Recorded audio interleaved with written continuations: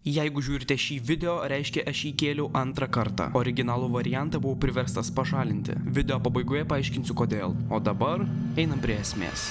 Sveiki, tema, kurią šiandien kalbėsiu, yra labai opi ir asmeniškai mane šokiruoja, kad 2025 metais tokie dalykai dar vyksta. Ir vyksta dažniau nei mes įsivaizduojame. Dėl asmens, apie kurį pasakosiu šiame video, jau kreipiausi į policiją, todėl labai viliuosi, kad viešumas nebus vienintelė pasekmė, kurios jį susilauks. O kol kas viskas, ką aš galiu dabar padaryti, tai pasidalinti minimą istoriją su jumis ir įspėti apie pavojus, kurie gali grėsti internete ir už jo ribų. Kalbėsime apie viešą asmenį, kuris priekabiauja prie nepilnamečių mergaičių bei kelia grėsmę jų saugumui. Tai jis daro ir gyvų transliacijų metu prieš tūkstančių sekėjų ir už kadro. Kiek bernų jaunučių. Negana to, tas žmogus dirba darbą, kuris yra glaudžiai susijęs su jaunimu. Bendravimas su jaunais žmonėmis ten neišvengiamas. Kaip tai leidžiama ir kodėl niekas tuo nesirūpina? Pradėkime nuo pradžių.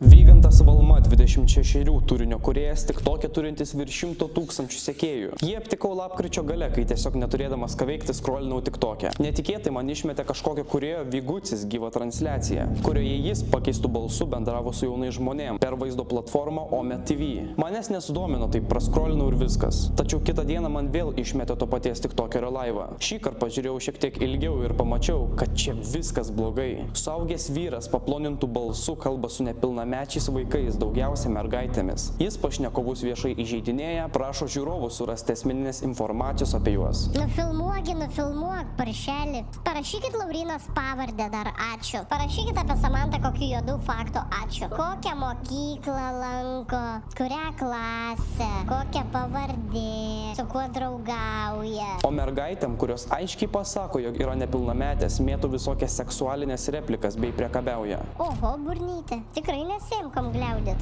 Kiek vaikų norėtum turėti? 0. Tai kodėl tada leidi visą miestelį į tave užeiti? Kiek bernų jaunučių?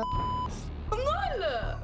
Ha, ji jau iškart pasiruošus rankytę kairę. Jau tada supratau, kad tai mažų mažiausiai nenormalu ir pasidomėjau daugiau apie šį asmenį. Savais vadina komiku, tačiau didžiąją dalį jo turinio sudaro va tokie egzemplioriai. Iš kur žmonės ištraukia, kad aš mėgstu pavalgyti? Aš realiai tik salotas valgau. Žinoma, šiame video Vyganto turinys tikrai nėra esminė detalė, bet manau, jog vien dėl konteksto verta parodyti, su kokiu žmogumi turim reikalų. Nors turbūt apie Valmos komedijos įgūdžius susidarėt vaizdą jau tada, kai pamatėt, kad jis laivų metu voice changerį, keiksmažodžius ir priekabiavimą prie vaikų bando žiūrovam prastumti kaip komediją. Ir kaip vėliau pamatysite, jam tai visai pavyksta. Vygantas taip pat kandidatavo ir Kupiškio rajono savivaldybės tarybos narius. Todėl VRK puslapyje yra jo anketa, kurioje yra tikrai kraupių detalių. Valma nurodė, jog jo pagrindinė darbovietė yra Kupiškio jaunimo centras. Taip pat paminėjo, kad 2 metus iš eilės buvo Kupiškio savivaldybės jaunimo reikalų tarybos narys ir sekretorius. Taigi, po kelių dienų nuo transliacijos pamatymo TikTok'e sukūriau 2 minučių video apie Vyganto Valmos elgesį platformoje. Jame parodžiau ištraukas iš jo laivų, kurias matėte ir šiame vaizdo įraše. Ir nors čia labiau nei akivaizdu, kad toks elgesys yra nenormalus ir šlykštus, komentaruose vis tiek atsirado Valmą palaikančių žmonių. Aišku, žinant TikTok auditoriją, tai tarsi ir neturėtų stebinti, bet imi galvoti, kaip taip įmanoma. Kai kurie teisino kūrėją sakydami, jog Vyganto turinys yra humoras ir nieko blogo jis nedarė. Aš nežinau, ar jums, mėly žiūrovai, reikia aiškinti, kodėl turinio, kuriame 26 metų suaugęs vyras pakeistų balsu mažoms mergaitėms mėtų visokias seksualinės užuominas, ar prašo žmonių surasti jų pavardės, negalime vadinti humoru. Tai atrodo savaime suprantama, bet tokie komentarai tik parodo, kaip Lietuvoje yra normalizuotas toks elgesys. Kokiu mastu gyvuoja patyčių kultūra ir atrodo niekas nesiima dėl to veiksmų. Paskui mes stebimės, kodėl dauguma žmonių nepasitikė savimi, turi gilių traumų. Be kvailų komentarų apie tai, kad Valmos turinys yra humoras, buvo ir tokių, kurie visą kaltę dėl situacijos permeta vaikams.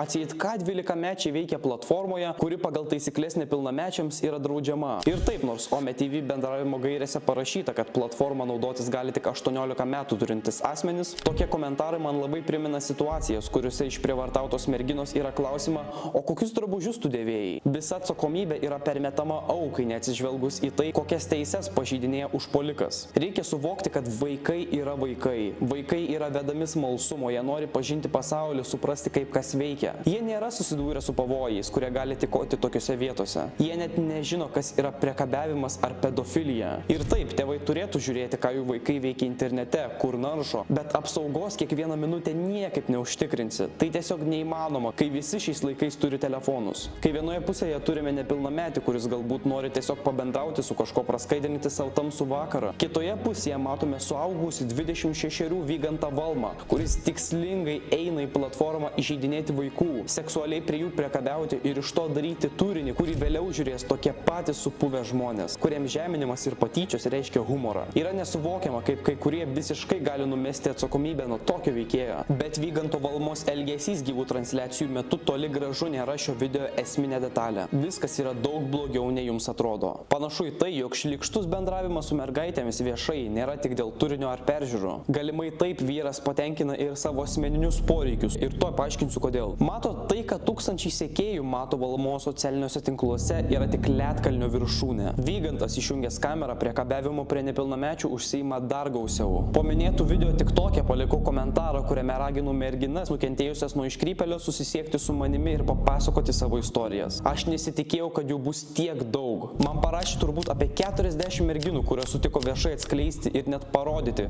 kaip joms būnant ar esam nepilnametėms. Pilnametis Vygantas Valma prie jų priekabiavo, prašė atsiųsti savo nuogas nuotraukas, pats jas siuntinėjo ir net siūlė susitikti. Merginų tapatybių dėl jų privatumo aš neatskleisiu, tačiau aš iš socialinių tinklų matau, kad tai yra tikri žmonės ir jei reikės, policijai perduosiu visus duomenis. Turiu ir keletą neigiamų istorijų apie patirtį su vyru gyvai, tačiau negaliu patikrinti jų legitimumo, todėl apie jas nekalbėsiu. Bet vien tai, kad jos egzistuoja, jau daug ką pasako, turėtumėt suprasti šitą. Pradėkim nuo to, kad daugumos merginų istorijos yra labai panašios, kas tik sustiprina pasitikėjimą nukentėjusiosiomis. Sutikim, kad jeigu dešimtis visiškai vienas kito nepažįstančių žmonių pasakoja panašias patirtis su vienu asmeniu, tai jau galima laikyti šablonu, ką veikėjas daro su kiekvienu iš jų. Taigi beveik visada Valma susiranda mergaitės socialiniuose tinkluose. Dažniausiai tai būna Snapchat programėlė, kas tik apsunkina vaizdinių įrodymų paiešką, kadangi ten žinutės neišsisaugo. Savaime aišku, kad toks pasirinkimas padarytas tikslingai. Vygantas ima rašinėti mergaitėms, girti jų kūną, išvaizdą,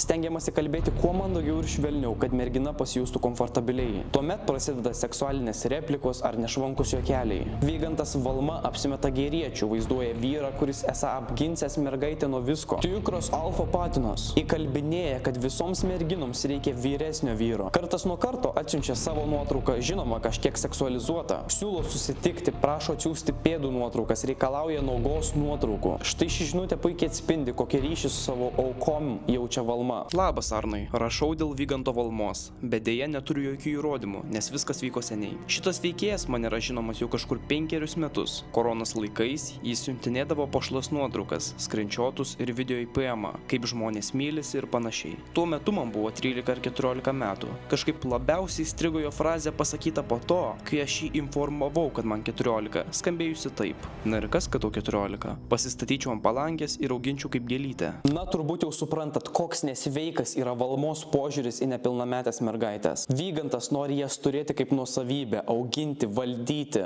Ir tokių pasakojimų aš turiu dešimtis. Galima tik įsivaizduoti, kiek merginų nepamatė mano video ar tiesiog pabūgo atsiųsti savo patirtis. Nukentėjusių nuo šio iškrypėlio turbūt yra šimtai sutraumuotų mergaičių. Kaip minėjau, dėl tikslingai pasirinktos Snapchat programėlės, kurioje Vygantas Valma medžioja savo aukas, yra sunku gauti vaizdinių įrodymų. Tačiau toks žmogus vis tiek kažkada paslys kitur, ar ne? Taip ir įvyko. Vienos merginos dėka turiu skrinčiotų, kuriuose matoma, kaip konkrečiai yra bendraujama su mažametėmis. Ekrane matysite, kad veiksmas vyksta 2021 metais, kai nuotraukų savininkį buvo 16 metų, o Vygantui Valmai 23. Pasiruoškit, bus stipru. Matau gerą rankelę ir akį turi. Fotografija tavo pomėgis ar ir darbas kartais? Rankelę tai turiu gerą. That's what she said. Nereikia morališkai. Atsakyk, kodėl aš tave vakar pridėjau į snapą, o tu manęs vis dar nepatvirtinai? Oi, nepatvirtinai. Niekam aš nepatinku. Dėl to mane visi ir palieka, o ne aš kitus. Nebūna taip. Vaikinai myli akimis, o tu atrodai seksi. Kūnas geras, papukai, kojos, pilvukas ir esi miela žiauriai. Rūpestinga, atvira. Hot tu. Toli gražu. Jo, tau tik to aptempti rūbai. Kad kūno linijos matytųsi. Turi tobulą kūną. Dažnai padrožiu žiūrėdamas į tavo foto su bikini. Žvengai. Kaip man reaguoti dabar? Juokaujugi. Atleisk. Mano bairiai durni. Nenori man kai kada nude atsiųst. Man atrodo, kirpsiu plaukus ir važiuosiu į Paryžių. Nagai, damn, veidukas pretty, lūpos, paro geriau figūrą. Neturiu ką parodyti realiai. Tiek to priimsiu kaip komplimentą. Klausk, pasiruošiau morališkai jau. Net orališkai? Ble, morališkai. Aš nežinau, ar po šito dar reikia kokių nors žodžių. Čia viskas yra taip fucked up, kad man skaitant jau kažkelintą kartą toks pat pykinimo jausmas yra. Negana to, mergina atsiuntusi skaitytą žinutės pasakojo, kad Vygantas Valma buvo pridėjęs ją į grupę su dar keliasdešimties amžiaus nepilnamečių. Negalima niekaip pateisinti šito iškrypelio geismo turėti mažas mergaitės vienoje vietoje kaip eksponatus muziejuje. Prašau, prižiūrėkit savo vaikus ar jaunesnius brolius su sesėm, neleiskit jiems internete pakliūti į tokių tipų gniaužtus. Be to, labai dėkoju merginai atsiuntusiai šias žinutes. Jis saugojo jas 4 metus, tikėdama, kad kažkada kažkur jas panaudos. Ta diena išaušo. Jos ir dar keleto herojų dėka turim nors šiek tiek vaizdinių įrodymų. Dauguma iškrypėlių savo darbeliams naudoja Snapchat appsą, kuris yra populiarus tarp jaunimo, bei kur visos žinutės išsitrina praktiškai akimirksniu. Dėl ko gauti kažkokių įrodymų tokiems atvejams yra be galo sunku. Tačiau anksčiau ir vėliau šitie bailiai paslysta, tada jos pričiupti yra lengviau. Tačiau bet kokiu atveju atsiras kvailių, kurie paklaus, tai kodėl mergaitės toliau rašinėjasi su tokiais? Galėtų tiesiog užblokuoti. Dauguma taip ir padaro, tačiau būna ir taip, kaip paaiškina nuotraukų savininkė. Tokio amžiaus dėmesys yra labai svarbu, ypač jei nuo vaikystės yra dėmesio trūkumas iš tėvų, o iš vyresnio žmogaus susilaukti pagyrų, validationo yra tarsi atgaiva. Juk ir dabar, jeigu jūs pagiria ar pripažįsta kažkas vyresnis, jaučiate pasididžiavimą. Čia visiškai tas pats, tik kad tuomet dar mergina nebūna susipažinusi su pavojais, net neįsivaizduoja, koks iš tikrųjų yra Valmos tikslas. Aš net neįsivaizduoju, kodėl šitą paprastą dalyką turiu aiškinti. Ir čia dar ne viską žinokit, turiu dar poros merginų atsiųstas nuotraukas. Štai pavyzdžiui, tu tokia graži, kiek tų metukų? 12. Kokia mažytė, man 18, per senas tau. Tu tokia tobula. Ir dar viena. Labukas, kiek tau metų? Man 13. O, kaip miela, man 19, aišku. Būsim draugai? Ne. Būsim, tu seksi. Aš nuoširdžiai sakau, aš pats nepatikėčiau, kad vyksta tokie dalykai, jeigu nematyčiau, kad čia tikros nuotraukos. Bet kai aš matau jie siunčiančių žmonės, aš galiu tik įsivaizduoti, ką tenka patirti tapus tokių iškrypėlių aukom. Aš labai tikiuosi, kad niekas nuo šio žmogaus nenukentėjo fiziškai, bet šitą išsiaiškinti paliksim policijai. Tokiems asmenims leisti glaudžiai bendrauti su jaunais žmonėmis yra tiesioginė grėsmė jų saugumui. Be to, socialiniuose tinkluose jis turi dešimtis tūkstančių sekėjų, kurie jį žiūri ir juokiasi kartu iš tokio elgesio. O dabar, kai viską žinote, metas paaiškinti tai, ką žadėjau video pradžioje. Kodėl šį vaizdo įrašą keliu antrą kartą ir kokius buvo jo pašalinimo priežastis. Taip nutiko dėl labai kvailos mano klaidos. Jokie satanistai nebando manęs užtildyti, bent jau kol kas. Matot, originaliame vaizdo įrašo variante užsiminiau, kad Vygantas Valma iki šiol dirbo Kupiškio jaunimo centre, kas nėra tiesa. Ten jis dirbo vos 1 metus, kai buvo 1 kursų studentas. Tokia mano misinformacija gadino įstaigos reputaciją, todėl kažkaip reikėjo taisyti šią klaidą, dėl ko video teko pašalinti. Aš viliuosi, kad šis video pasieks kuo daugiau žmonių ir Vygantas Valma kontaktų su vaikais turės kaip įmanoma mažiau, o dar geriau jokio. Be to, jei jūs ar jūsų pažįstami nukentėjo nuo šio asmens, parašykite man. Kuo daugiau įrodymų turėsime, tuo bus lengviau teisėsaugai spręsti šį klausimą. Kviečiu spausti patinka po šio video ir dalintis vaizdo įrašu. Mano manimu, tai labai svarbu. Taip pat kviečiu ir prenumeruoti kanalą. Ačiū labai. Iki.